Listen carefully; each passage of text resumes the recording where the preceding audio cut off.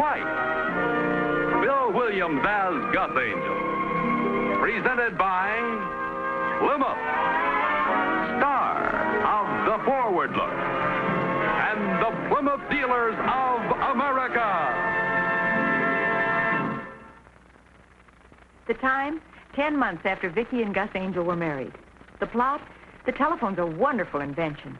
The characters, 4 wrong numbers.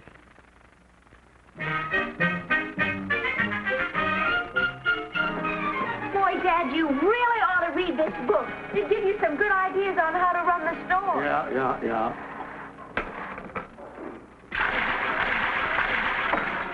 Good morning, Howard. Billy. Hello, Miss Spear. Oh, getting ready for the weekend, people, I see. Yeah, there should be a few up this afternoon tomorrow. Certainly is a nice day. Love the most fabulously unsanitary way of merchandising. The city people like the village quaint, and there's nothing quainter than selling pickles out of a barrel and putting money in my quaint little cash register. Oh, Dad, that idea about city people just completely flips me. Well, if they think of us as hillbillies, why, they got to take the consequences. Your father's right, Billy. I keep telling Mark Jr., you may be a big letter man and an honor student up here, but to the people from Los Angeles, you're just another hillbilly. Ooh, if I hear that word hillbilly again, I'm just going to... Oh, by the way, Mark tells me he's taking you to the dance Saturday night. Yes, ma'am. Oh, that's good.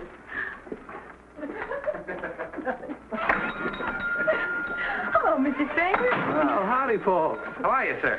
Well, about the same. Let's see, you were up here, 4 weekends past, wasn't it? 3. Oh. Mr. and Mrs. Engel, the Shady Rest Cabin? Oh, now I place you. How's everything in San Bernardino? Well, fine, I guess. We're from Los Angeles. Oh, sure. Now I place you.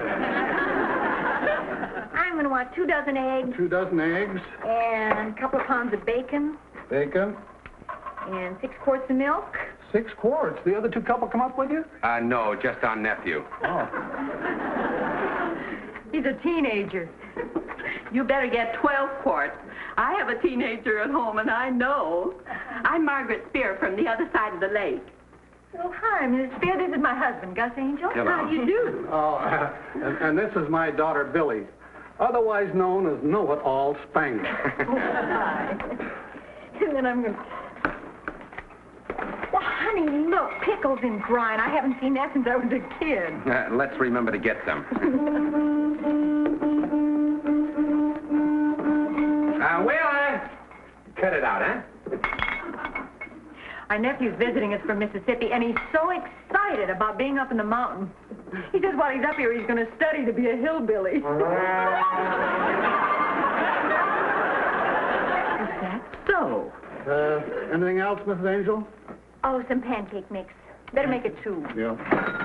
And a pound of butter. Butter. And a pound of coffee. Wheeler. Boy, whoever invented this sure wasn't any Edison, but it worked. Look, Uncle Gus. When you pull the door here, it spills down. The only trouble is it does it on the way back, too. Leave the door alone, huh? Oh, sure. Sorry, Uncle Gus. Don't forget the milk, Aunt Vickie. Don't worry, Mr. Spangler's rounding up the herd. Boy, this place is sure a blast. Oh, hi. Hi. I think that's about all, Mr. Spangler. Oh, you mentioned pickles. Hey, mister, all your fish are dead. Come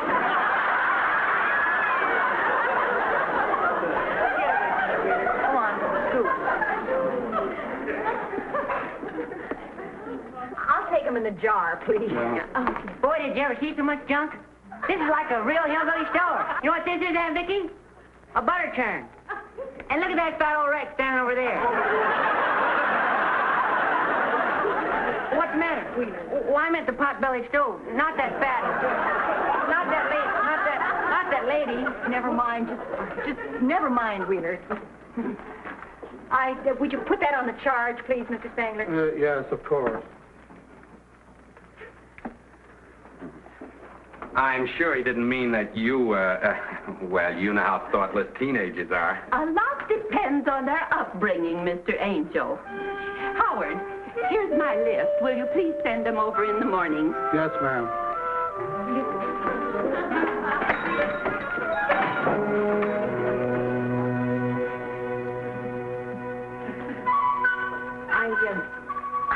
I just don't know what to say. Well, honest, mister, I'm at the pot-bellied stove. Not that fat. Forget it. Oh, hello, Mr. and Mrs. Jensen. I'll be with you in a minute. Hey, they used to be city folks. Live here all the year round now. They like it up here. We know them. You do? We were at the party at their house once. Oh, honey, they wouldn't remember us. Sure they will. I sold them quite a policy. Hey, what are you whispering about? Hello, Mr. Jansen. Why, hello there. Look who's here. Well, for heaven's sake. How have you been? Well, fine. How about you? Couldn't be better. That's a small world, isn't it? It certainly is. Mr. Engel was just saying, he said, Vickie, he said, I'll bet you haven't seen the Jansens since their party last June. And I said, that's right. And I'll bet you haven't seen Mr. Jansen since you sold him that insurance policy. Gus? And I'll bet I've told Paul 1,000 times we must have Gus and Vickie Angel up to the lodge. Haven't I, Paul?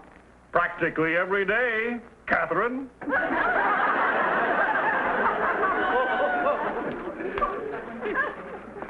This is our nephew, Wheeler. Well, hi. Oh, your nephew, huh? How old are you, Wheeler? Well, I'm 16, sir. Oh, how nice. Are you going to the welcome dance tomorrow night, Wheeler? We haven't even heard about the dance. Wheeler hasn't even seen our cabinets yet. Put 3 tickets in with their groceries, Mr. Spangler. Oh, you simply must come. Well, that's very nice of you. We'd love to. I mean, want to give your Uncle Gus a hand. We gotta That's very sweet. Well, Nice it's to- very nice to see you. Bye. Bye. By the way, where are you staying? Oh, we're at 17 Ponderosa Road. Fine. See ya. Thanks again for the ticket. Bye. Bye. Bye. Oh, Hallie.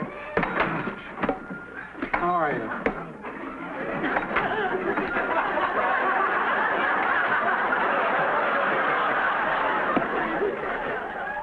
Well, here we are. Boy, this place is as rusty as you said it was. Rusted. Oh, I'm glad you like it up here, Will. We were a little afraid you might get bored. Me? Why, this is the kind of junk I like. Did you ever stop to think that city living makes us a bunch of flabby misfits? Well, now take you and Uncle Gus. Thanks a lot. Well, you're doing something about it. You bought this place up here in the mountains so you wouldn't get any flabbier than you already are. I'm always saying something I don't mean. We understand, Will. Say, did the Jansons strike you as acting a little peculiar? Now that you mention it, yes. That's a telephone. I know, but it's broke. The numbers fell off. That's a party line. You just tell the operator whoever you want. Boy, these hillbillies up here are smarter than I thought. Down home, we have to dial. Honey, I don't want to lecture you, but I do want you to understand something. Your Uncle Gus and I come up here every 3 or 4 weeks, and we just have to get along with the people who live up here all year round. So, in case you have to go to the store for something, would you try to think a little before you point at somebody and say, look at that fat old wreck over there? I'm at the stove. Honest, Aunt Vickie. I know you did, but well, you just don't think before you talk. See, your Uncle Gus and I believe that the permanent residents up here resent the weekenders a little bit. So we have to be real careful. After all, these people aren't hicks or hillbillies. Okay, end of lecture. I dig you, Aunt Vickie. You know, sometimes I get to thinking about me. And you're right. My tongue starts talking before my brain finds out what's going on. Uncle Gus, you shouldn't do that. Well, there's an old man down home who threw his back out lifting everything. What a little morale booster he is. Wheeler explained the whole thing to me, darling. His tongue just has a head start on his brain. And Vickie, your refrigerator ain't making any ice cubes. It's a new invention, Will. It's called an ice box. You put ice in it and it keeps things cold. Well, what is that? Down home, we have to plug them in.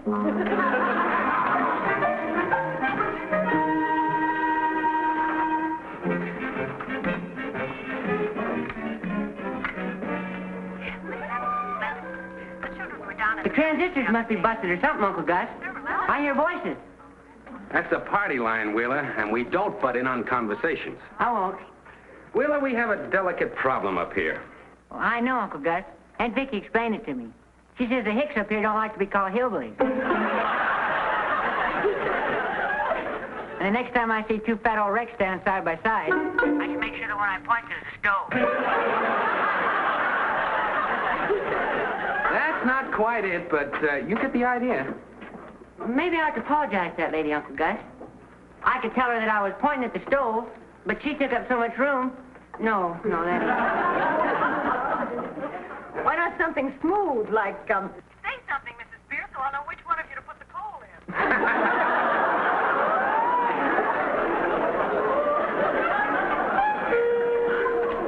Who have you been talking to? Nobody. Thank goodness. Hello? Hello? Hello? Hello? Hello? What are you thinking? I was just wondering how smart it was to let Wheeler go down to the village for ice by himself. Very smart. It was the only way I could get you to myself.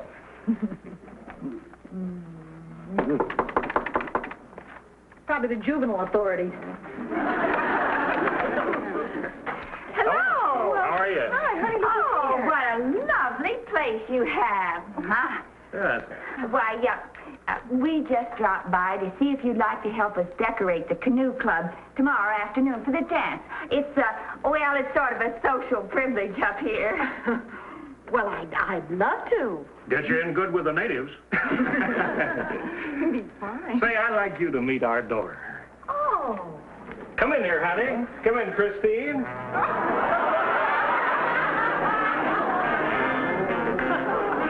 Nobody's going to bite you, Christine. This is Mr. and Mrs. Engel. Straighten up, dear. We're very happy to meet you, Christine. What do you say to Mrs. Engel? Thank you. Too bad Wheeler isn't here. He went down to the village. Wheeler's their nephew, dear. Won't you all sit down, for goodness sake? Oh, no, I'm sorry, but we really can't stay. Well, are we going to see you at the dance, too, Christine? Well, she doesn't want to go because she doesn't have a date. Why doesn't Wheeler take Christine? Why, fine, sure. I don't know what his plans are. What plans? Wheeler doesn't know anybody up here. He'll be happy to take Christine. No. Oh, that just sounds wonderful. Now, I'll check with you later to find out the details. And, we really must go now. Straighten up, dear. What do you say to the Angels? Nice to have met you. Nice meeting you, too, Christine. Thanks so much for We'll see you tomorrow, then. All right. Nice to see you.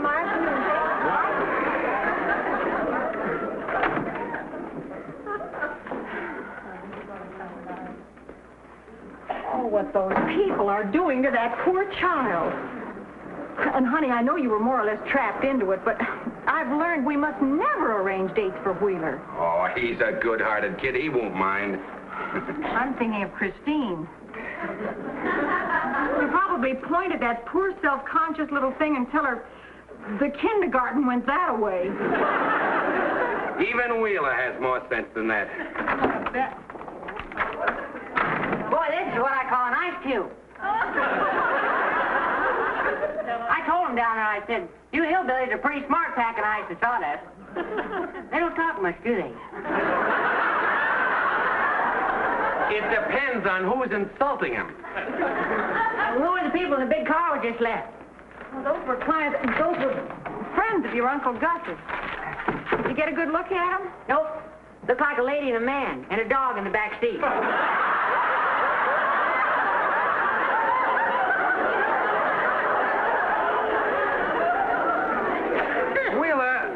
We were wondering if you'd do us a favor. Sure, Uncle Gus. Hey, guess what? What? I'm taking Billy Spangler to the dance.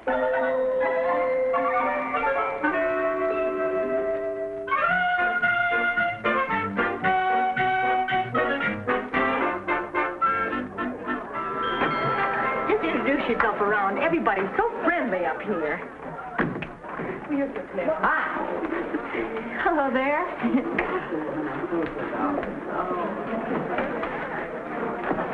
Hi, Mrs. Spear. Hi. What's the matter with everybody? I haven't even broke anything yet. Well, whatever it is, be as friendly as you can. Oh, Mrs. Angel, how nice of you to come and help. I'll get you a ladder and some pins and put you right to work. Let's see, I think I left the pins up on the table. Oh, I see you brought Wheeler. Christine's just dying to meet him. Oh, Mrs. Jansen, I'm afraid Wheeler already made arrangements for tonight, and he won't be able to take Christine to the dance. Well, hi. Look at that clunky girl over there, Vickie. Mrs. Jansen has some work for us to do, Wheel. Why don't you get the pins? They're up on the table.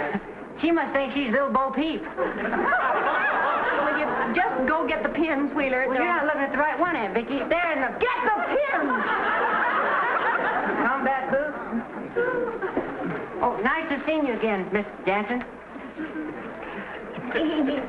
He just doesn't think. He's really a wonderful boy. What a shame it doesn't show.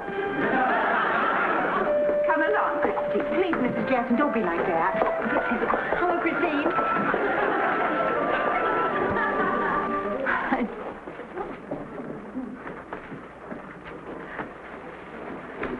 Is there something I could do to help, Mrs. Spear? No, thank you. Oh, on second thought, perhaps you'd like to do something about making it a little warmer in here. I'll keep talking so you'll know which stove to put the coal in.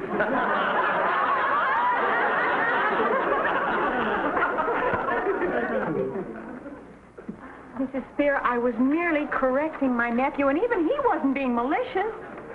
Mrs. Angel, it appears that your nephew thinks he's taking my daughter to the dance.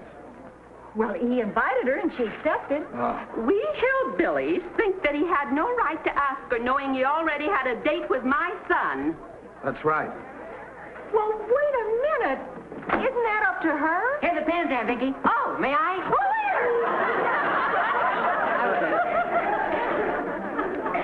Wheeler, I understand Billy already had a date with another boy. Yeah, but her and me and him don't care. But her pa acted kind of jerky about it. I think he's insecure. Go get some more pins. Oh, excuse me, sir. I thought you... Oh, boy. Mrs. Spear, I can explain this whole thing that you... Mrs. Spear, I can explain this whole thing that you're talking about. You see, what happened, Wheeler had never...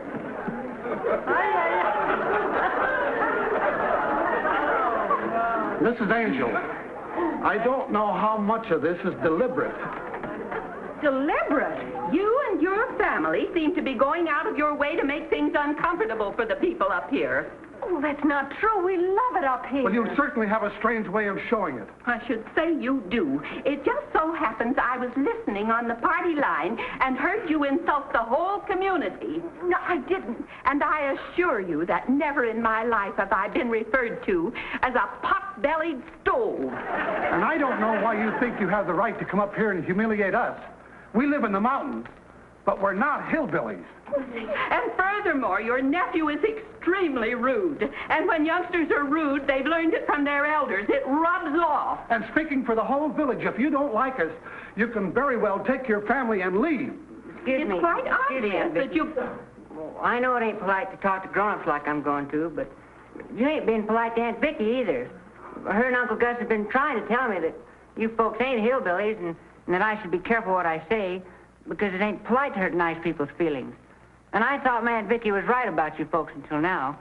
But nice folks don't hurt people. And there's two sides to every story. Well, anyway, bawl me out if you want to. But don't talk mean to Aunt Vickie, because I think she's a real lady. Thank you, Wheeler. Now let's get out of here.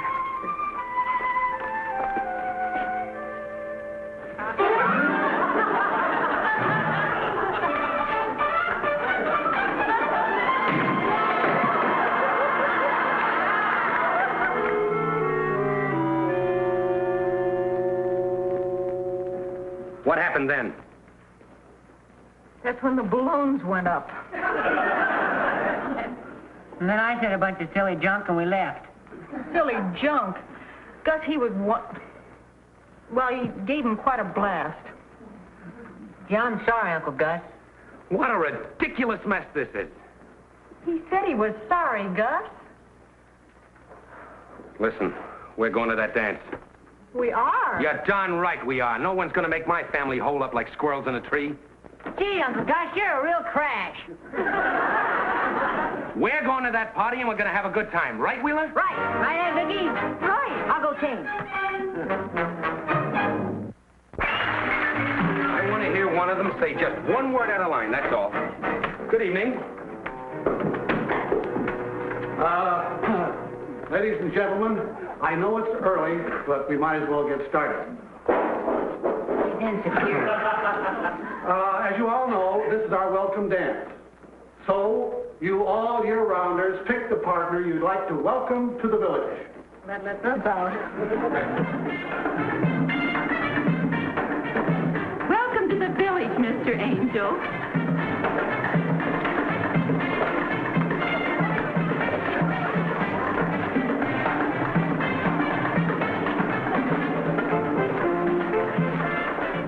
Welcome to the village, Wheeler. Come on, let's blast off. No, thanks. I can't. Here comes your father. Mrs. Angel? Mr. Spangler, I'm sorry about what I said. Oh, don't just stand there, boy. Go on and blast off.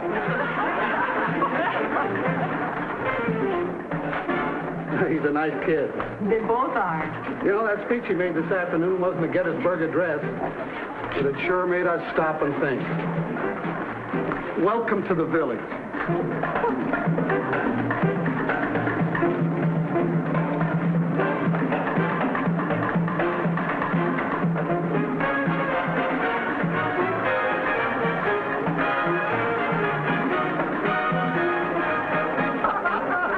Thank you, Miss Angel. Thank you. Oh, you were doing all right. That's certainly right. Oh, that was fun.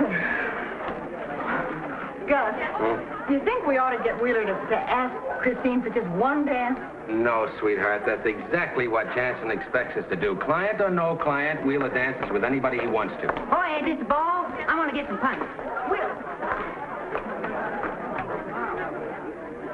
Gus. You know, Wheeler is right. She does dress like a little Bo Peep.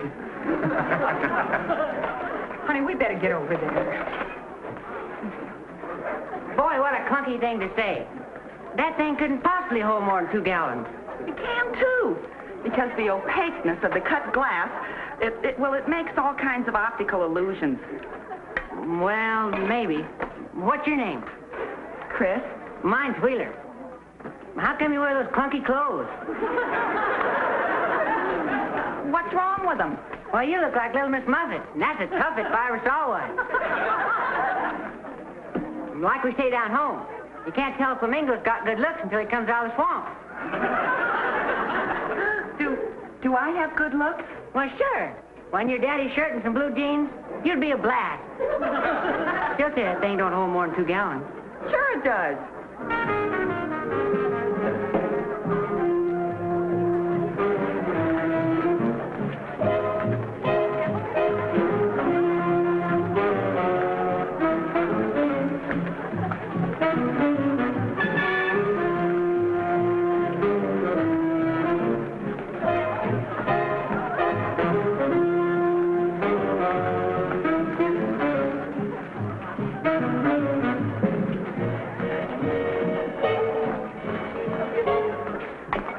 Welcome to the village, Mrs. Angel.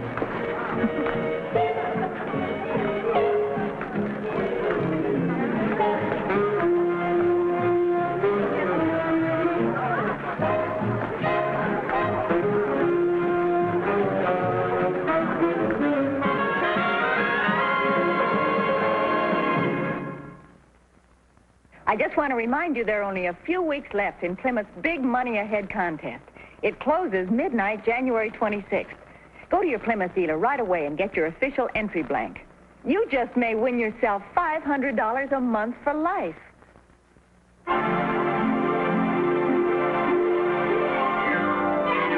Got a date with an angel, gonna meet her at 7. Got a date with an angel, and I'm on my way to heaven.